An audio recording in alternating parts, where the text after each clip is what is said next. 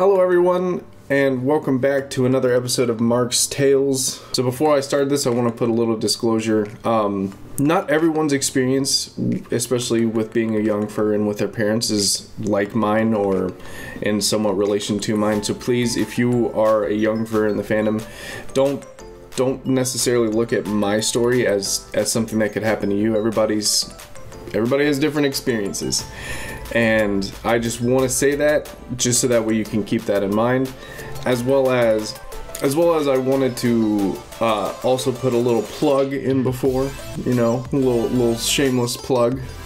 Please, if you want to go check out my live streams, I'm streaming predominantly on Twitch now, so please look in the description of this video. My Twitch will be linked. If you want to check out any of the other things that will allow you to support this channel as well, or support me, please check in the description down below. There's things like Patreon as well as my social media links. Please go check those out. I really appreciate you and everyone's support.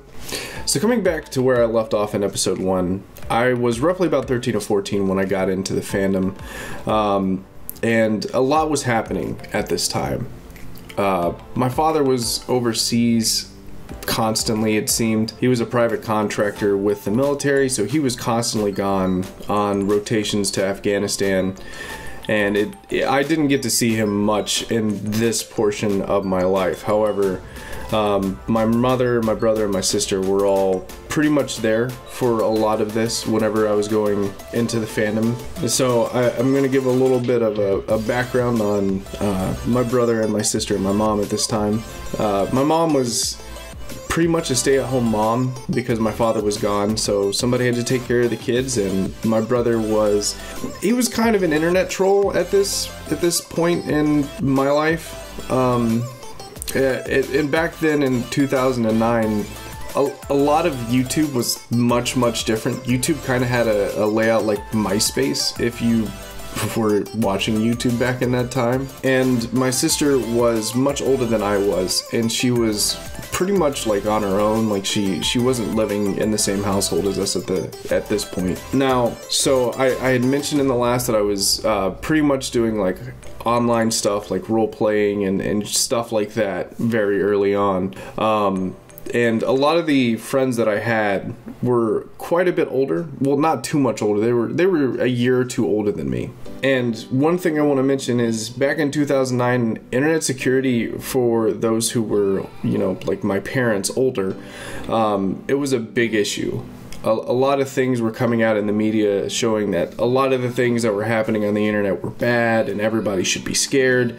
And so that's one of the biggest things that I want to also put in as kind of like a little tag note that, like, yeah, things were a lot different back then. As I continued to go further and further into the fandom and delve a little bit deeper, look into things like cons and more places to socialize, because in 2009 there wasn't a lot of stuff for furries to socialize. I mean, there was stuff like Furry for Life, Second Life, and there was a couple other places that I mentioned in the previous video that I would use to socialize. However, when it comes to local stuff, I didn't have anybody in the tiny town in North Carolina where I grew up that was in the fandom. Like it was next to near impossible to find anybody that lived near me for some whatever reason. However, I will say now it is actually a lot easier to find furries within your area. I really wanted to delve deeper into the fandom, but the only way I could do it was through online means. Now, my father being deployed overseas, and my mother being a stay-at-home mom, both of them were very scared of the internet. And now I say that with like a caveat. My mom wasn't really that scared. I mean, she was an internet technician back in the day, but she didn't like the people on the internet. And my dad definitely was a protective parent. They were both a protective parent, really. My family would start to get a little bit protective. Like, they'd kind of watch what I do on the internet and things like that. And it wasn't like a bad thing. They would just check up and make sure that, like, I wasn't doing anything dumb, or I wasn't, you know, giving out her address, because I was smart enough to like not give out my address to randos on the internet, which if you're a young furry, please don't ever do that. It's silly. Shouldn't do that. The thing that I would do is just spend a lot of time talking to these individuals on the internet, and my parents were kind of cautious, but like they weren't necessarily telling me no. Now, back to my brother, who I mentioned previously was kind of an internet troll. He found out what I was doing. He was like, oh, well, you know, furries. Oh, yeah, no, man, you got to stop that. Because, like, his view was much like the media was at the time.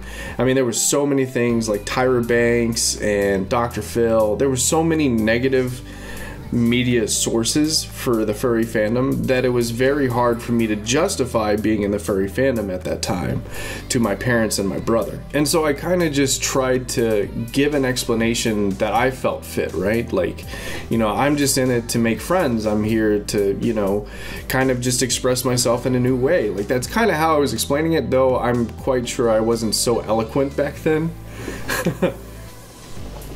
But regardless, my brother found it fit to kind of tell my dad and my parents what I was doing in a more, I guess, Wikipedia-esque term.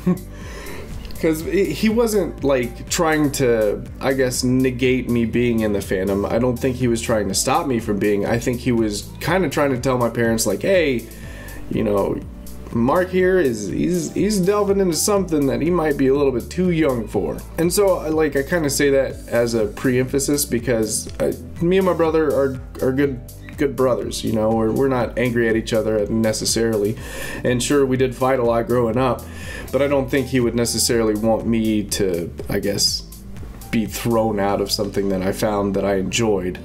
So going into December, my father was coming home from being stationed overseas, and roughly about this time in 2009, my parents decided to tell us that they had been considering having a divorce. And so that was kind of like a heavy weight on all of us, because, you know, it's our parents, and divorce is not easy on anyone.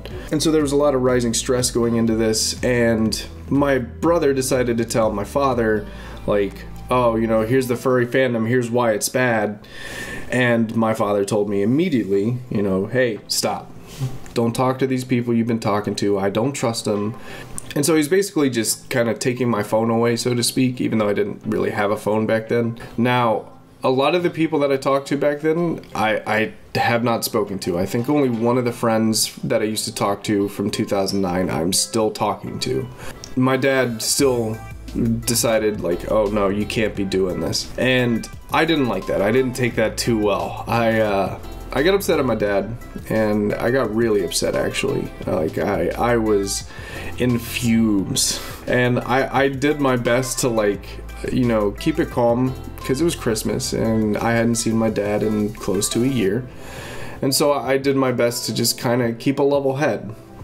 However, keeping a level head proved to be more difficult, as, you know, I had some close friends that weren't furries, you know, from school and such, but I didn't have the same level of connection to them as I did with the friends that I had met online. And so I got very upset and very irate with my dad, and kind of told him, like, no, this is why I'm in it. You can't listen to my brother.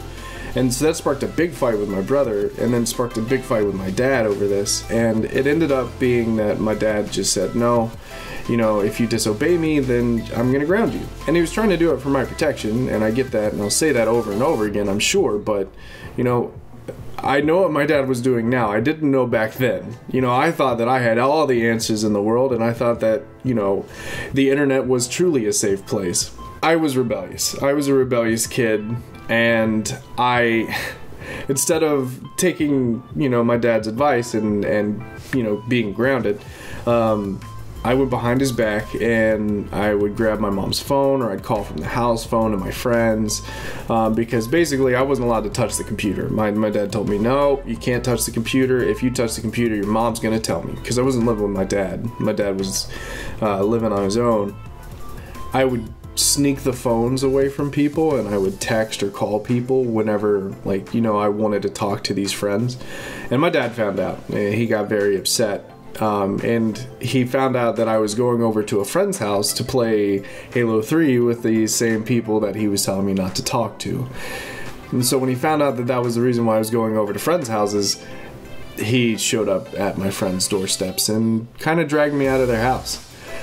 And he was very upset, and he in fact grounded me for quite a while. My memory says it was around 9 months of being grounded. Like, from what I remember, that I was grounded until he came home from Afghanistan. Now, my family tells a different story, but I'm not sure what the true story is, because I was very young and very dumb, and God only knows if my memory is correct, though my friends will tell you that I was grounded for a long time. Because I defied his orders for basically the entire time he was home, because I was just so upset.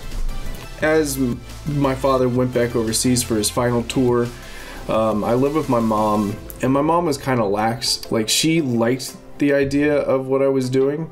However, she wasn't fully behind it, so to speak. She was still very cautious, like my dad was. But at the same time, she couldn't really look and make sure that I was following what my dad, was grounding me for.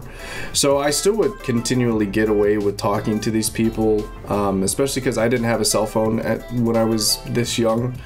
So I would steal my friends' phones and text people off of it, and I would do shit like that for, like a year.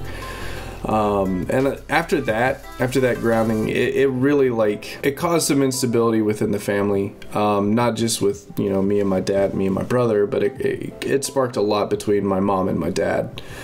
And I would continually just stay in the fandom and hide my presence from the fandom.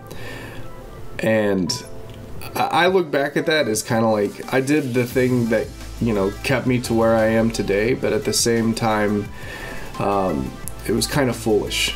There was so many things I could have done better looking back at it, and so many things that I could have done much more effectively and less dramatically. But most of my friends at this point, they kind of saw me being a furry as kind of a laughing matter, but they were still supportive. Like, they were still my friends, and whenever I needed to talk to these people, they always invited me over, until I got grounded, that is, because I wasn't allowed to see friends for quite a while. But they would still try to, give me something, to keep going into this, because they saw how drawn I was to this fandom, and they wanted to see me continue to be happy. A lot of my friends were supportive, even though they would laugh and joke, and I would get upset sometimes because I was always worried that my friends were making fun of me, but they weren't. They were just picking, and I think that looking back at it now, my friends were very supportive. And most of these friends that I'm talking about, they were super, they're still my friends today. So if you like this, please, leave me a comment. If you have any questions, concerns, just please feel free to comment. I've been doing pretty good on responding to comments on this. This is a project that I really enjoy. So if you want to hear more, if you have any questions, please let me know. And once again, thank you all so much for watching, and thank you for all the support. I greatly appreciate it, and I hope you all have a wonderful rest of your day.